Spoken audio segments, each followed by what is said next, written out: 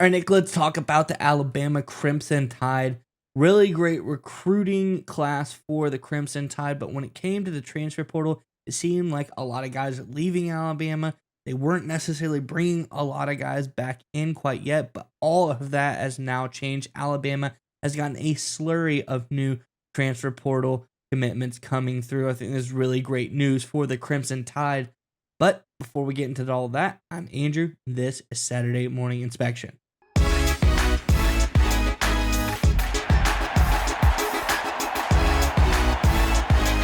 All right, Nick, as I alluded to, Alabama has recently gotten a bunch of new guys through the transfer portal coming back to Alabama to stop the bleeding, so to speak. I think they're in a really good spot now when it comes to that. Let's get into the number of tweets and then we can talk more about it on the other side. These are all from Hayes Fawcett. As I always say, he's the best news source for all of your recruiting, transfer portal, any kind of college football news you want. Go check it out when it's revolving around players and where they're going. Hayes Fawcett has got you covered. But let's start from the top. It says Colorado transfer linebacker Nikai Hill-Green has committed to Alabama. The 6'2", 230 linebacker has a lot of great stats, and he has one eligibility year remaining. Second one says breaking Texas A&M transfer interior offensive lineman Cam Dewberry has committed to Alabama. He was a 2022 freshman All-American, and he also has 1 year of eligibility remaining. And then finally, wide receiver transfer from Miami, Isaiah Horton, has committed to Alabama. He will have 2 years of eligibility remaining.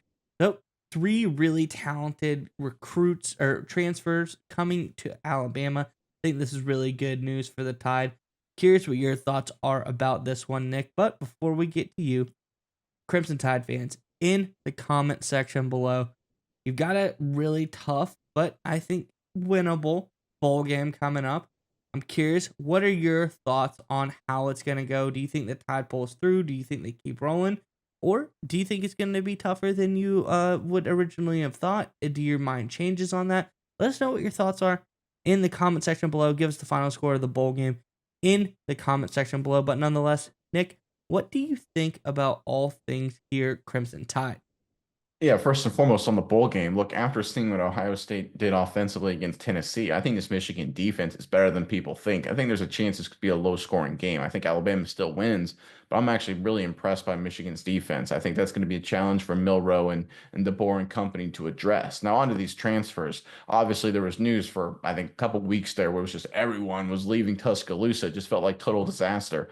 But again, it's that time of year where, depending on the day, your program is either in total free fall or your program's 100% on the upswing. And the reality was things are going to go volatile day to day, week to week as all these transfer portal moves play out. And this was a really, really good weekend for the Alabama Crimson Tide. But here's what I love about all 3 of these moves. All of these 3 guys have played. All 3 of these guys have played at a high level. We've got a freshman All-American offensive lineman with 34 career starts. We got a wide receiver that's caught, 56 passes for 600 yards and 5 scores last season. Those are good numbers. Don't get it twisted. And then we got a guy in green from Colorado who's played a lot of football. Look at those numbers: 200 tackles, 8 passes defended, 4 sacks, 2 picks. Guys played a lot of good football, right? Sometimes with these transfer portals, you get prospects, you get guys that really haven't played, really talented, maybe former 4, 5-star, 3-star guys that had great physical tools, but either were buried on the depth chart or never really developed. Now, it doesn't mean those guys can't be great additions on a team. They can develop. But the reality is Alabama is doing something really impressive here in terms of they're getting guys who have actually played and played at a high level that have experience. And I think that's important for the Crimson Tide going forward. I think DeBoer looks at this roster and looks at his team and says, look, we have the ability to recruit. We have the ability to put a decent amount of pipeline of talent in terms of young guys. And DeBoer, understands he knows how to develop players in his system. He did in Washington. No reason to think he can't do it for the Alabama Crimson Tide. The reality is, if they want to be an actual team that makes the playoffs next season, they've got some clear holes on the roster, and they need to address them now. Now it's not the time to use the transfer portal to get developmental guys. Now it's the time to get guys who have played, who can play, and will step in and be day one contributors for Alabama. And I think that's exactly what the Tide did here. You notice it's an eclectic bunch regionally, right? You got a Colorado kid, you got a Texas kid, and then you got a Miami kid, right? This is not a regional target. This is national. Let's find guys that can play for us day one of 2025. I love the strategy for Alabama. It's like an NFL team using free agency that just missed the playoffs. That feels, look, we're ready to make a run at it. We've got good players. We just need to address some key holes on our roster. That's exactly the strategy DeBoer and his staff took. I think it's the right move to take. I love all three of these guys for the Crimson Tide, and I love the approach the Alabama coaching staff has taken here. Yeah, Nick, and I think when we look at the transfer portal class, it's pretty impressive for the Tide because they're not too bad off if you're looking at what they've done so far. Obviously, they had a fantastic recruiting class, number 2 in the country, 3 5-star recruits, a lot of really great stuff going on in their high school recruiting class. But you look at the transfer portal, the Tide has 5 guys right now, and they're all pretty good around that 4-star ranking. So with 5 guys, they're ranked number 14th in the transfer portal, which is not bad. There's a lot of good teams in the country. And when you're focused on making this, a team that was really great at recruiting through the high school ranks, you got to turn your focus and look at the transfer portal. But I say that 5 guys, number 14, we look at some of these teams at the top. You look at Texas Tech, 17 commitments, LSU, 13 commitments, Ole Miss, 14 commitments. There's a lot of teams that have really just hit the transfer portal very, very hard. But let's see, the team at the top, Texas Tech, they have a 17 guys. That's incredible. That's a lot of guys through the transfer portal. But on the flip side, they're not even close to Alabama when it comes to recruiting and be able to get these guys coming out of high school, long-term prospects.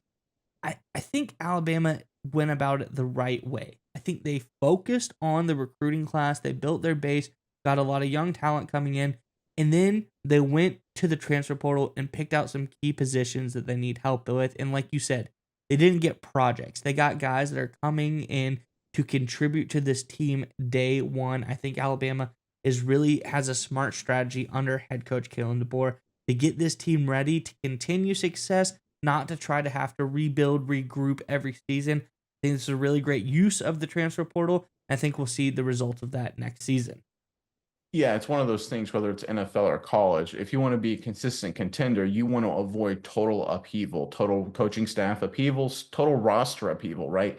If you go through massive transfers year in and year out, you're going to get some volatility. That's one of the reasons Ole Miss kind of underperforms, is because they have so many transfers that it's just hard to get consistency year in and year out. Alabama under DeBoer is doing the if it ain't broke, don't fix it thing here, following the Saban model of not going hyper aggressive, trying to completely upheave the roster in the transfer portal. Just use targeted, focused additions to supplement your roster key areas and focus on recruiting to build your team. Worked for Saban, obviously. It seems to be working for DeBoer so far, did in Washington, and I think it'll work going forward in the future. Again, smart strategy by him and his staff should do wonders for Alabama heading into 2025.